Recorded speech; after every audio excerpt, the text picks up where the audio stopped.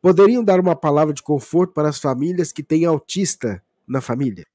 Bom, primeiro é que o transtorno do espectro autista, ele é muito largo. A gente não tem só uma expressão de autismo.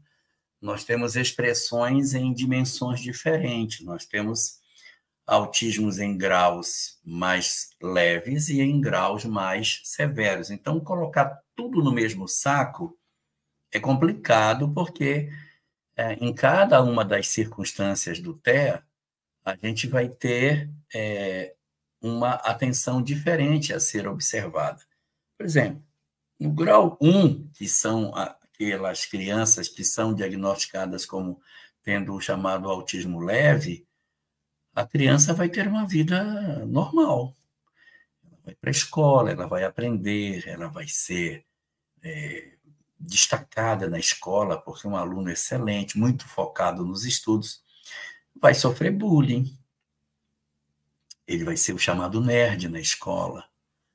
Tem um desempenho excelente, tem a tendência de repetição de comportamento, ele come sempre a mesma coisa, ele sempre brinca do mesmo jeito, ele tem hábitos muito repetitivos, mas ele vai ter uma vida social normal. Grandes gênios da humanidade tiveram, né, pelo seu comportamento, hoje se presume, quem sabe que foi lá de trás, que eles eram portadores de transtorno do espectro autista leve. Então, fala, a pessoa tem autismo, mas ele pode ser desse primeiro nível, que não chega a ser. Então, para esses casos, atentar para a rotina, não quebrar a rotina deles, estar bem próximo. São, às vezes, ingênuos, então a gente precisa estar perto para não deixar com que eles tenham determinadas experiências que as pessoas que são malvadas podem fazer. Então, você tem que cuidar, mas eles vão ter a vida deles, vão estudar, vão se formar, vão crescer, vão casar, vão ter vida, mas será sempre uma vida mais regrada. E você vai encontrar outras expressões do TEA que são mais severas, que são aquelas no qual a criança ela não fala, a criança tem pouca interação com o mundo exterior, e tem os graus bem severos em que a criança não fala absolutamente nada, não interage com ninguém, fechada no seu mundo, isolada, tem dificuldade enorme de conseguir sair do seu mundo fechado em que ela se encontra. Então, você vai ter graus diferentes em relação a cada um desses, né? Você vai ter que aprender a lidar com essas questões.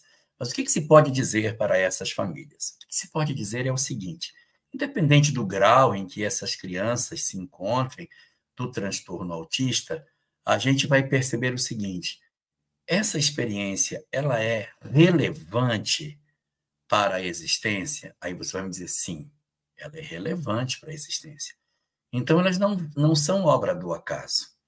Não são circunstâncias que às vezes acontecem na vida e que não geram sequelas no comportamento do indivíduo. Se é algo que vai ter uma consequência significativa na vida do casal e também na vida da criança, então é porque isso tem um sentido mais profundo.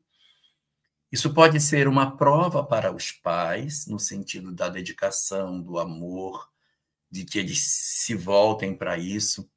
É possível, não dizendo que seja, é possível que a criança seja alguém ligada ao casal, mas pode ser que, de repente, a criança seja ligada à mãe e não ao pai, ligada ao pai e não à mãe, mas está casado, vem junto e não importa querer saber, eu quero saber se é meu, do meu marido.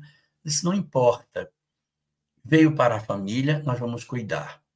E a gente vai oferecer o que a gente puder.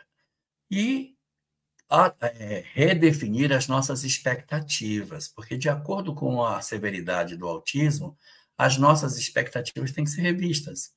Às vezes eu tenho uma expectativa de que meu filho não vai ser.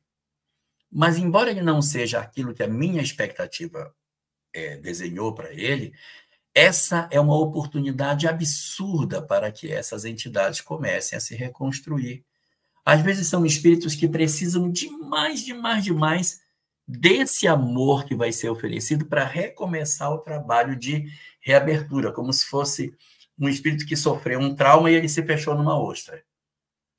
E se eu não entregar amor, a ostra continua trancada. Preciso entregar amor para que esse espírito comece a redescobrir a possibilidade de confiar de volta, não é? Confiar na humanidade, confiar no outro. Podem ser espíritos que vêm de histórias bastante traumáticas e estão fechados dentro de si, com medo de novamente interagir e serem machucados. Então, você vai ter que fazer uma existência inteira de dedicação, sem a expectativa de que você vai conseguir resolver tudo. Não vai resolver tudo. Mas isso não é o importante. O importante é que você se trate, que você vença a sua indiferença, vença a sua impaciência, vença a sua dificuldade de lidar com a circunstância e aprender a desenvolver. Hoje, tem surgido muitas alternativas de terapia para crianças com autismo dentro daquilo que é possível a gente ofertar para crianças nesse cenário, né? Os casos mais severos. Então, você tem aí algumas técnicas que têm surgido. O ABA é uma técnica bem interessante no lidar com as crianças que possuem autismo. Isso tem sido muito bom.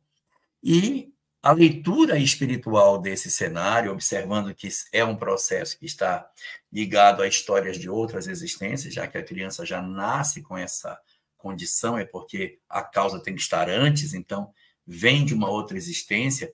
Existem várias alternativas do que possa ter justificado a criança hoje ter esse tipo de experiência, mas independente de qual seja a causa, os pais precisam entender: esse momento é meu. Esse é o meu momento de sublimar as minhas emoções. Diminuir as expectativas de um filho que tem uma vida social pujante para viver intensamente o amor que eu sou capaz de oferecer.